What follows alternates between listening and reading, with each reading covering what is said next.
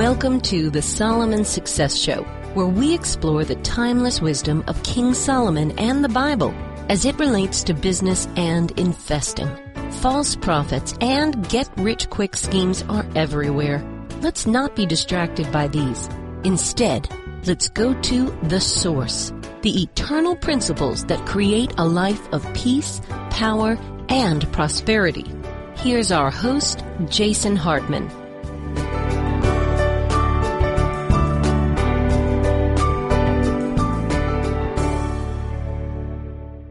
Hey, everybody. Happy Thanksgiving to all. We just wanted to come on for a quick live stream and a quick podcast. And hey, it's never quick when you talk to us, really.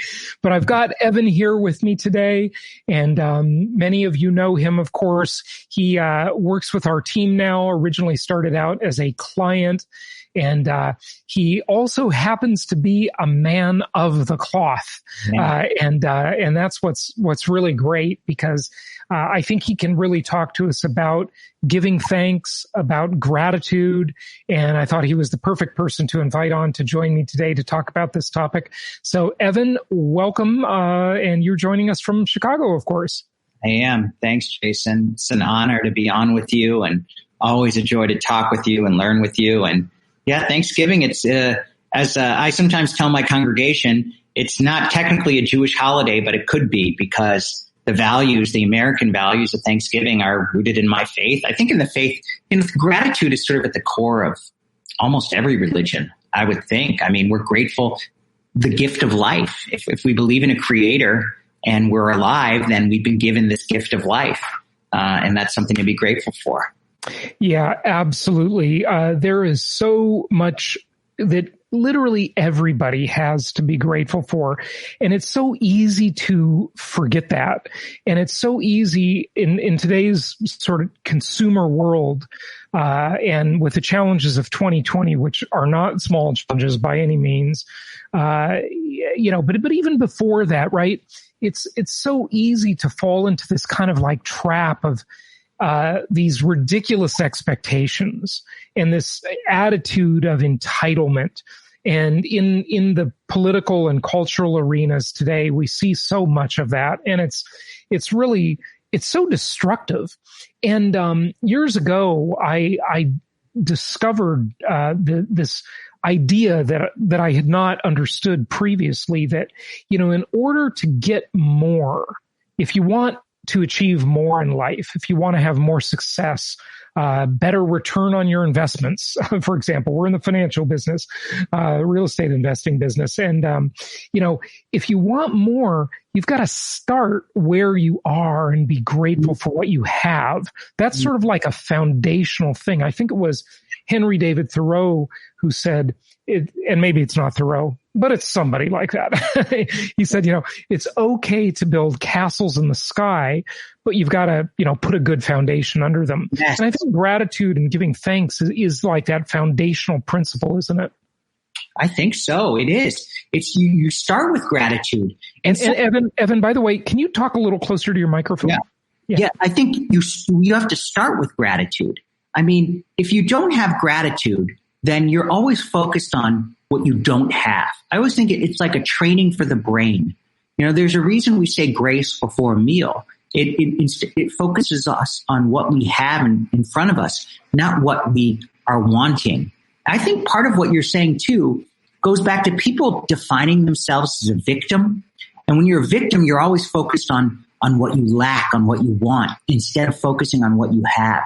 I think gratitude focuses us on what we have, and that is a tremendous gift and a starting point. Because if you're only focused, if you don't appreciate what you have, you won't get more of it. Yeah, well, so I agree with you completely. And by the way, for our viewers, drop a comment below and tell us where you're located, and what you think about this, and what you're grateful for today. It's the one day a year when we're reminded of this, because it's an official holiday in the United States. And I know, of course, at least on the podcast, we have listeners from 189 countries worldwide, but we invite all of you to just focus on this. And, you may have some of your own holidays in your country or your religion where it's focused on gratitude and thankfulness.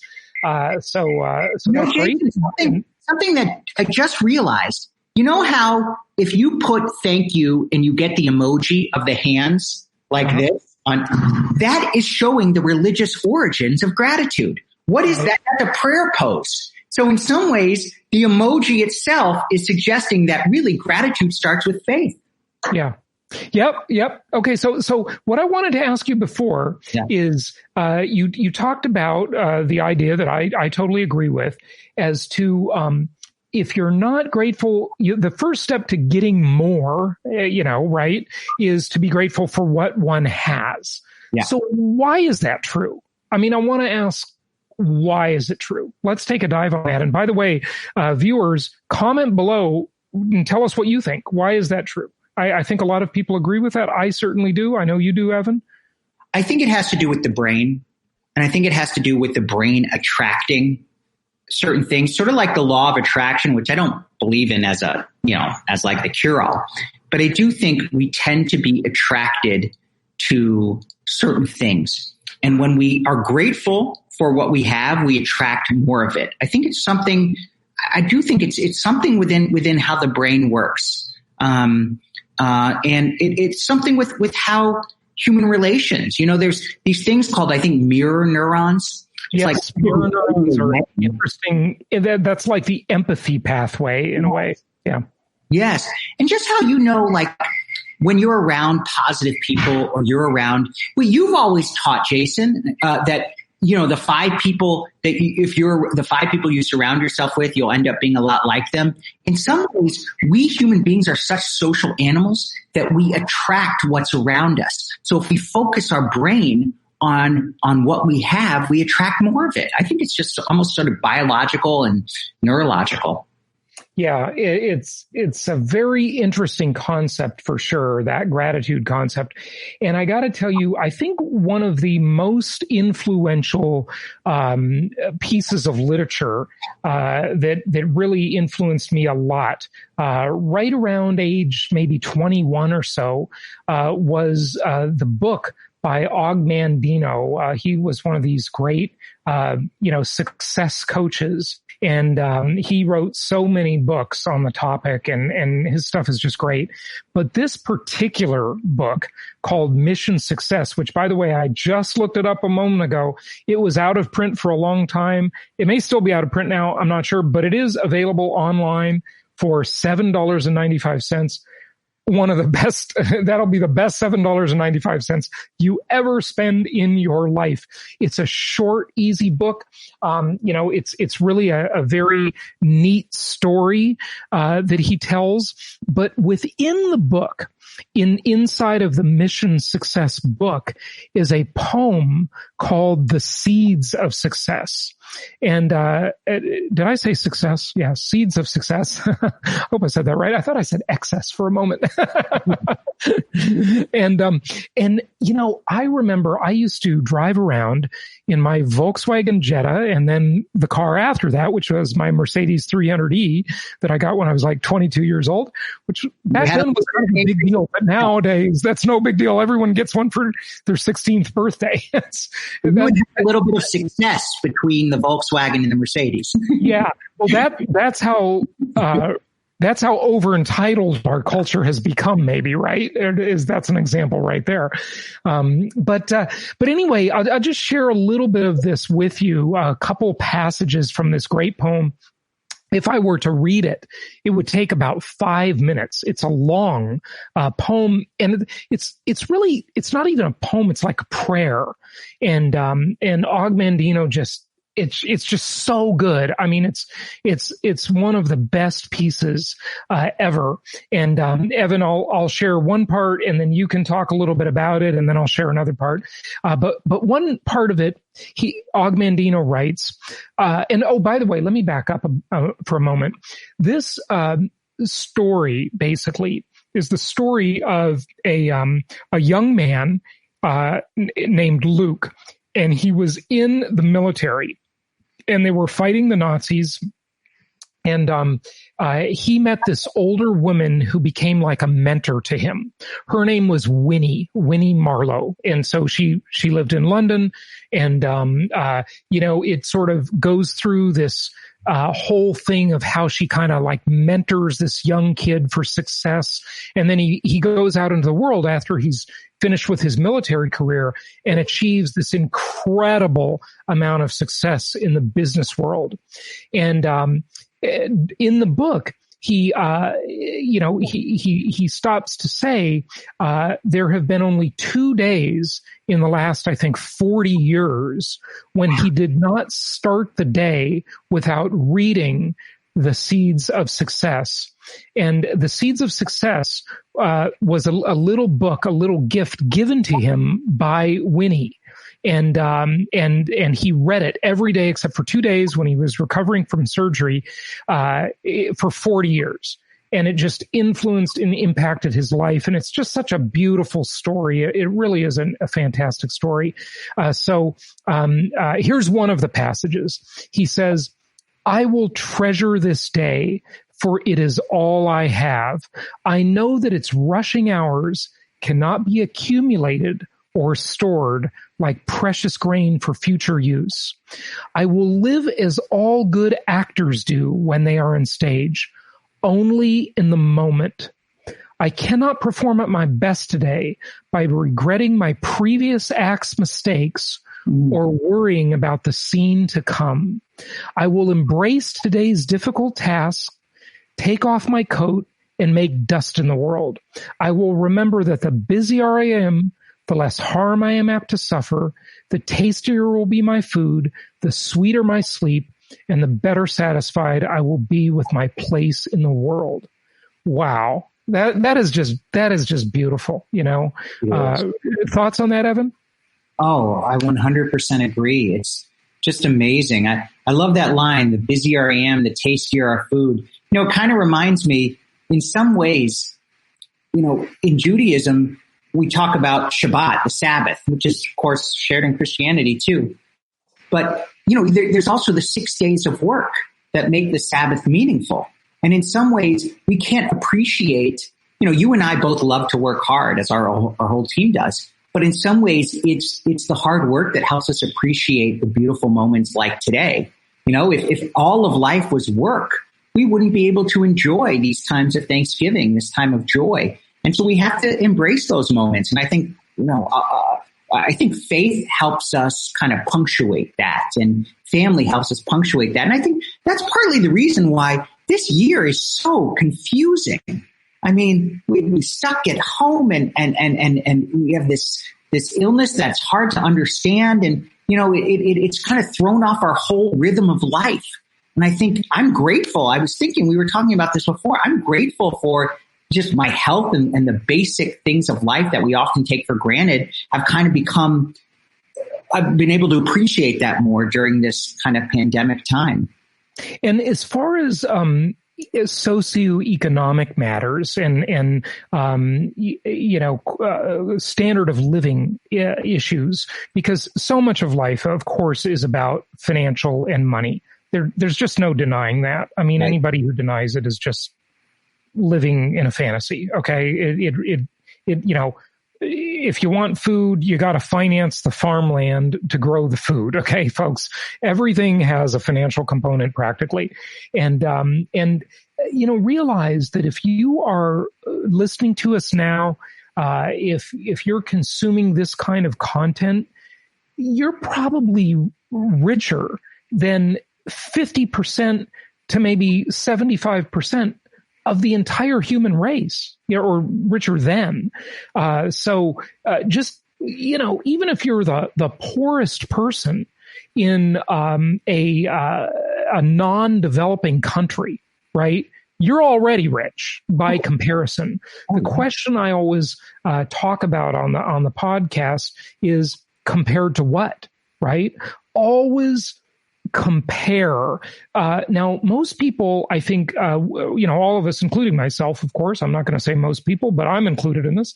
We get caught in this trap of comparing ourselves to these like unrealistic celebrities or business tycoons and so forth. But, make sure you're comparing, because humans compare. Okay. Look, that's just what we do. That's how our minds work. Okay. And it's okay to do that, but make sure you're comparing to the whole spectrum, right? So many people compare to, this unrealistic, person or comparison, and they end up being, bitter that they don't have this or they don't have that. And all they do is look for the lack rather than what they do have, right? Well, yes. And that's part of the problem with Facebook and Instagram. And that's social media is terrible. Yeah. I mean, we're comparing our real life with people's highlight reels. And there are studies that say that the more time you spend on Facebook, the more depressed you are. So the irony of it is that we're broadcasting partially on Facebook. So, it is what it is. But, you have to have moderation, have to be realistic. I feel that as a parent all the time. I sometimes see parents that, taking their kids to this museum and that museum and this, they're doing this academic program and say, well, am I being a good enough parent? And I just have to remind myself that, behind what people show is the real world. And you can never confuse these highlights with the real world. I love what you just said there. You said, looking at social media is comparing, everybody knows what their own whole life is about, right? They know the good, the bad, the ugly, everybody's got problems, right? But when you look at social media, you just see the highlight reel. Yes. Right. It's true. And I think people, it's funny how social media tends to have this positive spin, in the sense that, people don't tend to talk about the challenges they face, the bad thing happened to them. They sometimes do, but, by and large, it's, this, that, and the other thing. It's look at me, right? And so it is a highlight reel. And boy, comparing this to the days before social media, I'm so glad I'm old enough to remember that. And I really think that it is important that we all are reminded of how life used to be. In essence, so much of what we see now, living our lives, is basically hundreds or thousands or even millions or literally billions, because there's about 2 billion Facebook users, right? Of self-styled PR firms, public relations firms, putting out content. And that, folks, is not reality. It is definitely not reality. No. And this is one of the things, to kind of go back a little bit to real estate, one of the things that you teach, Jason, is that this is the most historically proven asset class. And in some ways, we are relying on principles that predate, not just predate social media, predate, capitalism and the American economy and everything. We really focus on tried and true principles. And that's kind of like Augmendino and gratitude. Gratitude goes back, to the story of creation, and we're kind of, in some ways, when we get so caught up in social media, going down different rabbit holes, we forget what really makes life meaningful. And that's, I think, one of the beautiful things about Thanksgiving. It reminds us gratitude. It's, if we can, the connections, relationships with family members, although that's, of course, harder this year. And we have to return to those kind of first principles. And that's really meaningful. At least to me, it is. Yeah, definitely. So those core principles, very important. And, a lot of people are, they're not getting together. And, for people who live in places like the Socialist Republic of California and New York, these really insanely strict places with these, wacko, tyrannical politicians running, the governments there. It's funny because I was watching yesterday one of the sheriffs saying that they just completely refuse to enforce the governor's mandates, and good for them. It's so great to see someone say, I'm not going to do this. I'm not going to engage in this oppression. the Supreme. Well, I bet we have some watchers in Denver. And I read a story yesterday about how the mayor of Denver was telling everybody not to go anywhere as he was getting on a plane to go visit his family. I mean, like, what? I mean, that's just so. I mean, that's the thing about America is we don't. At least we used to not believe in these elites and regulars that were all part of, one country, e pluribus unum, and we've lost a lot of that. Yeah, no, we have, and now we got to put this in check and say compared to what, and check and see if we're grateful or not, because it's amazing that you can even. Well, I mean, maybe not for long, but you can have a conversation like this. You can broadcast this. You can criticize the government, and almost probably everybody listening to or viewing this will later be on the podcast. You can go on social media, you can put up a website, and you can say, screw our evil president or prime minister, F them. And you know what? You're not going to get arrested. Okay. And you're not going to be sent to a re-education camp. That's an amazing thing. I mean, in the long history of humanity, that concept has only existed for about 240 years, folks. Before that, you did something like that, you would be in the gulag, you would be in a hole somewhere, at least for a time. So that, compared to what, right? Compared to what? And that's good wisdom too for, all the protests where people are knocking down statues and all this. You always have to ask, that's the question historians have to ask, compared to what? We can't evaluate the past based on the present.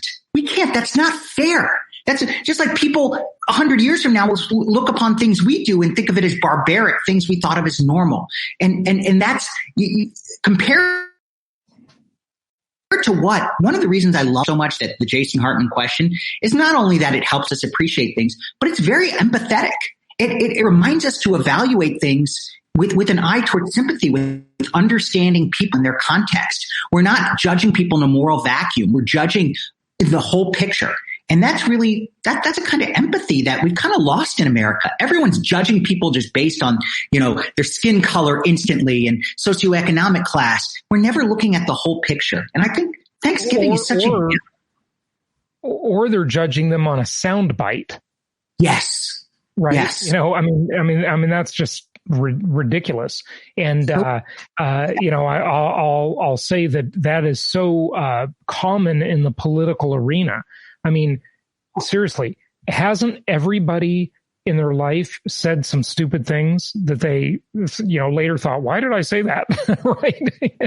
And, yet we'll judge politicians based on a soundbite. It's one of the things I'm also grateful for, Jason, this is something you've taught. And I think this goes back to sort of capitalism is one of the things that we teach our investors is that single family homes and real estate today, being a direct investor, is still one of the ways that an average person can attain wealth.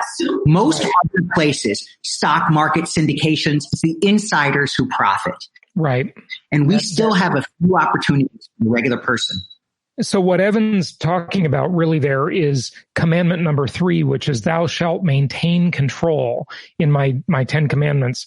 And it's about being a direct investor so that you are not investing in someone else's deal, a syndication, a fund, a stock, a bond, any kind of like a Wall Street investment that is, it's out of your control. You're not directly owning and controlling it. And so the cream is getting skimmed off the top.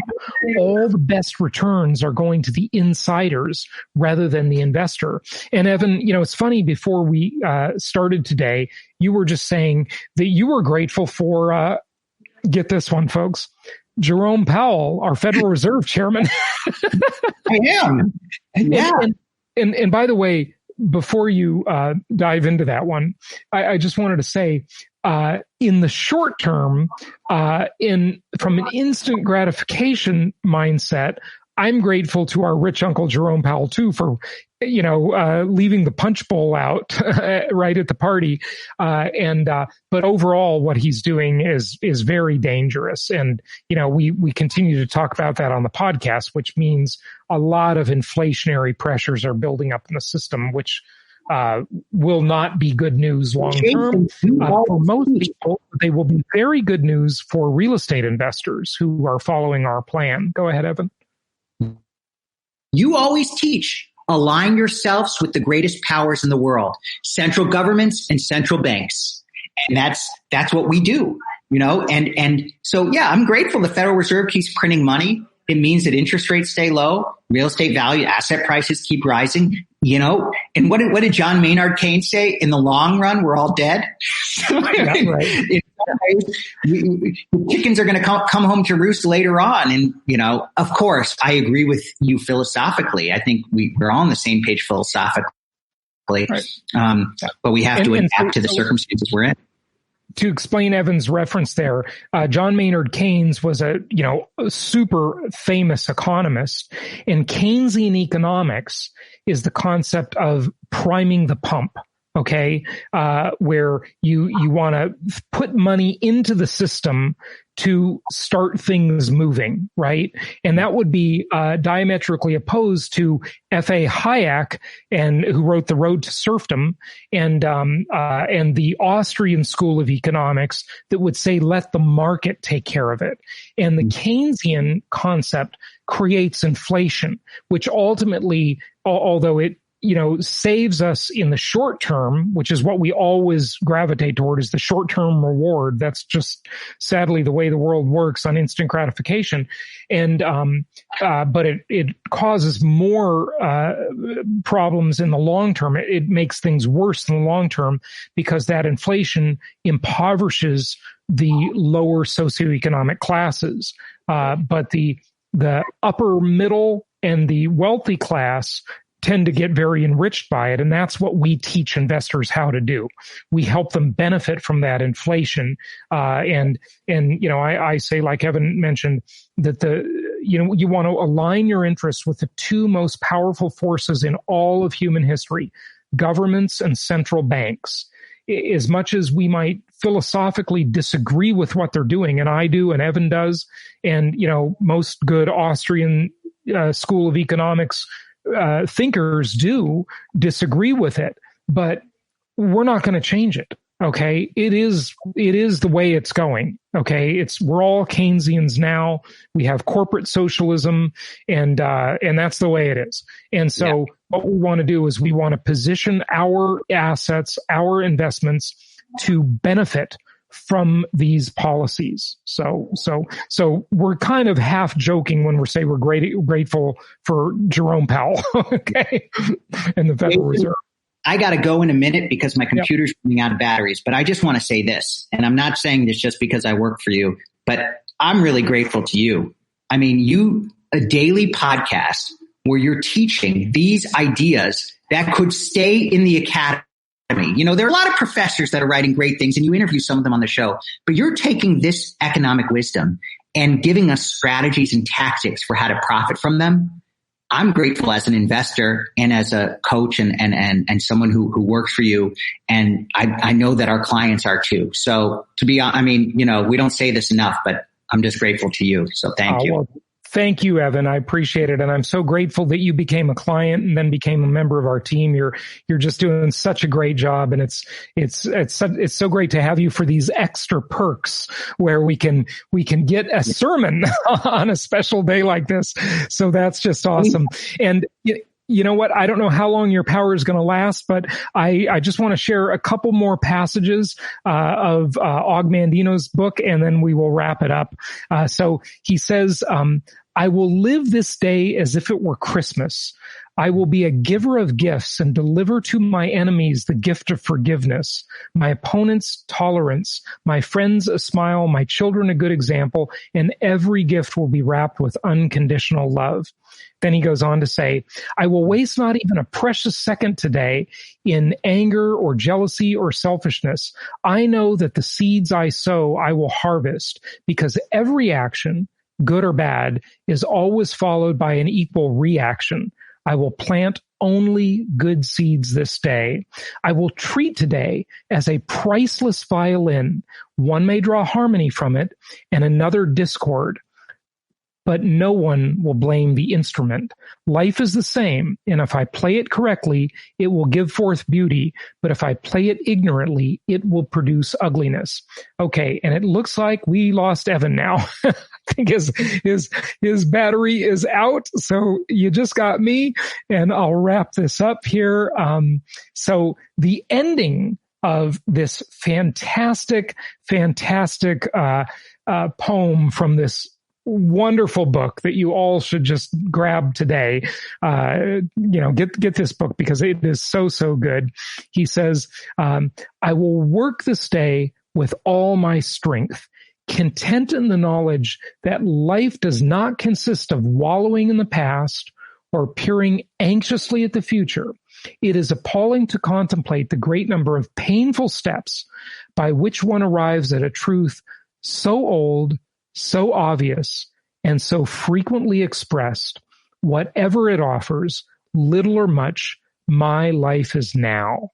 I will pause whenever I am feeling sorry for myself today and remember that this is the only day I have, and I must play it to the fullest. What my part may signify in the great whole, I may not recognize, but I am here to play it, and now is the time. I will count this day a separate life. I will remember that those who have fewest regrets are those who take each moment as it comes for all that it is worth. This is my day. These are my seeds. Thank you, God, for this precious garden of time. Isn't that just beautiful, folks? So with that, want to wish you all a very happy Thanksgiving. We will be back tomorrow with another podcast. Tomorrow is Flashback Friday. And then, of course, next week, we will be with you Monday through Friday. Thanks to everybody for checking in with us. And we appreciate the comments, especially Tommy's comment, which I love. The rebellious comment. Tommy says, I'm in California visiting my home. Our three sons, son's girlfriend, my brother's family, flying in or driving from Florida, Tennessee, Alaska, Virginia, and Los Angeles. Don't tell Gavin, meaning Gavin Newsom. That's the tyrannical dictator running California, sadly. So good stuff. Anyway, thank you all for joining us today, and thanks for all the great comments. We really appreciate it. Happy Thanksgiving and happy investing to all. Thank you all.